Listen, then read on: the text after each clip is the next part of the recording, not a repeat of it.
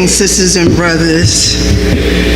Many thanks to the Afro-descendant nation for this opportunity and this honor to join you this evening. To recall the spark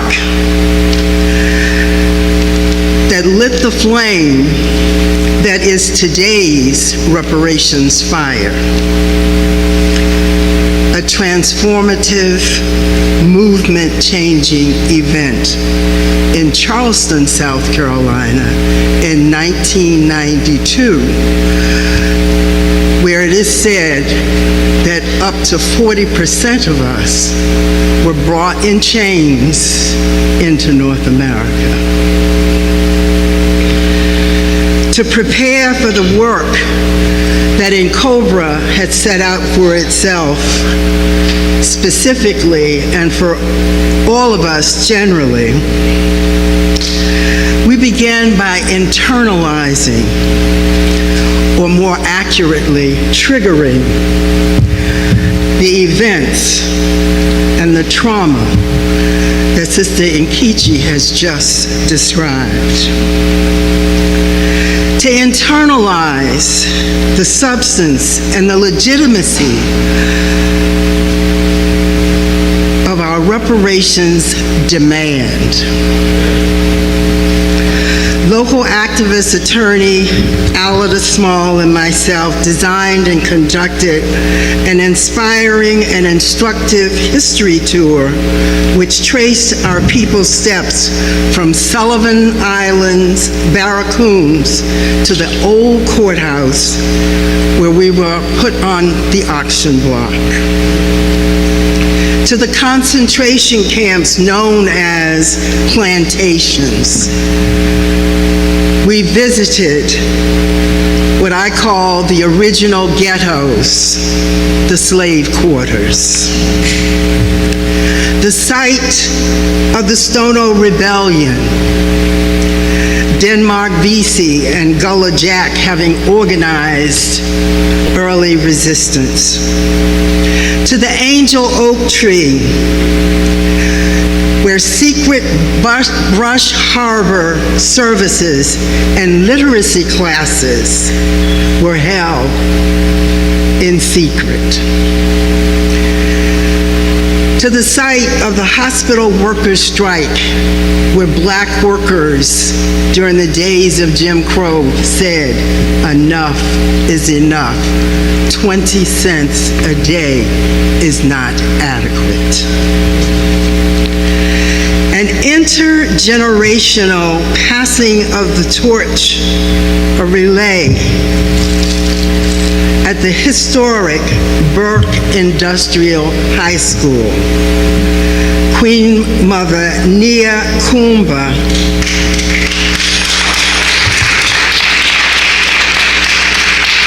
poured libations at each of these sites, marking the moment and triggering in our bodies, which keep the count, the memory of those experiences. The intergenerational passing of the torch was overseen by the internationally recognized track star, Dr. Thaddeus J. Bell. The red, black, and green baton, created by Greenville carpenter and activist James Carter, dramatized the symbolism and the historic significance of the passing of the torch. The relay sealed our bond with the past and affirmed our elders' trust in our generation. The runners included Queen Mother Audley Moore, who was pushed in her wheelchair, Baba's Alajo Adigbala, Imari Obadeli, Chokwe Lumumba, Ahmed Obafemi, Generals Chui and Rashid, Reparations Ray Jenkins. Please, we must honor, absolutely. When we say their names, they live again. We must always keep them alive by saying their names. James Cameron, a lynch mob survivor, as well as visiting continental African children in the charge of Queen Mother Moore and Dr. Dolores Blakely. Each ran a turn in the race, carrying the baton from one generation to the next. Historian Keithy Baird gave the memorial keynote. The weight of my blue king's cloth, kente cloth, carried the opening Maiafa memorial service and ecumenical unity prayers. The service was held at the now blood-soaked and internationally famed Mother Emanuel AME Church,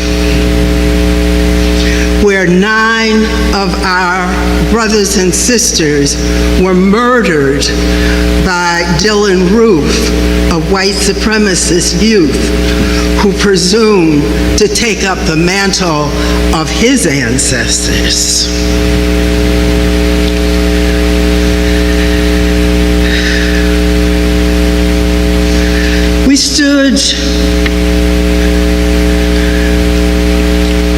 We left the church to go to what is called the Battery, the seawall.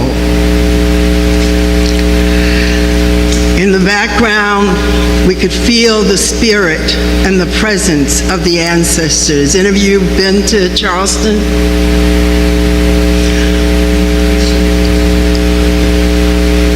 For those of you who've been to Charleston, you know that the feeling, the presence of the ancestors is thick. You can see them in your mind's eye, running up and down Bay Street, King Street, carrying burdens, carrying packages, carrying messages of resistance.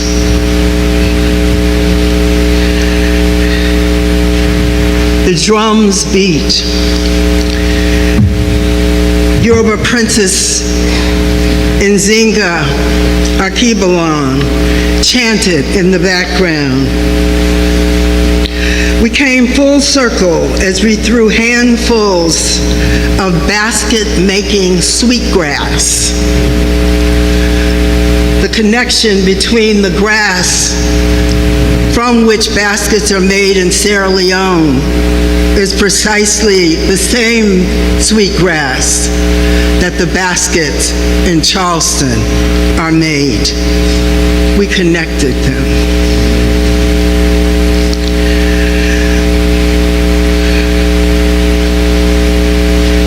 We threw handfuls of sweetgrass into the Atlantic Ocean, symbolizing our return to our homeland.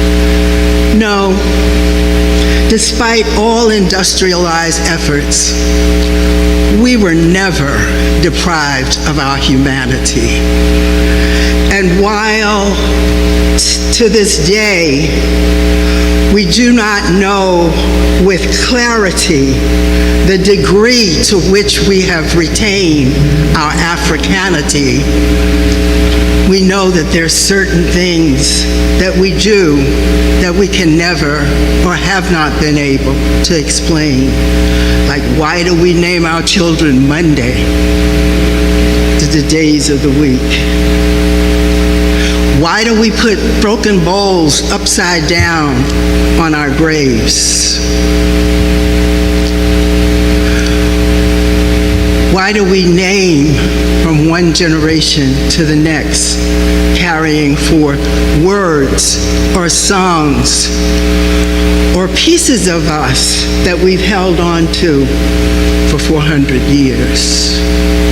The body keeps the count. On that weekend in Charleston, people wept. They changed their names.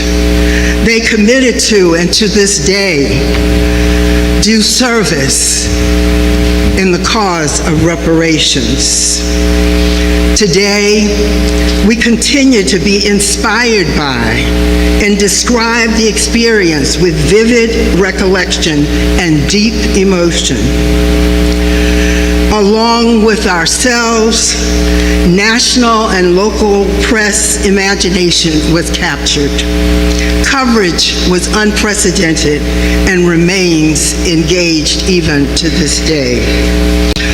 On that day, like tonight, we were blessed to have Baba Tony Browder to participate in our processing of the experience and the pangs of consciousness and commitment that emerged from that spark that led to today's reparations fire.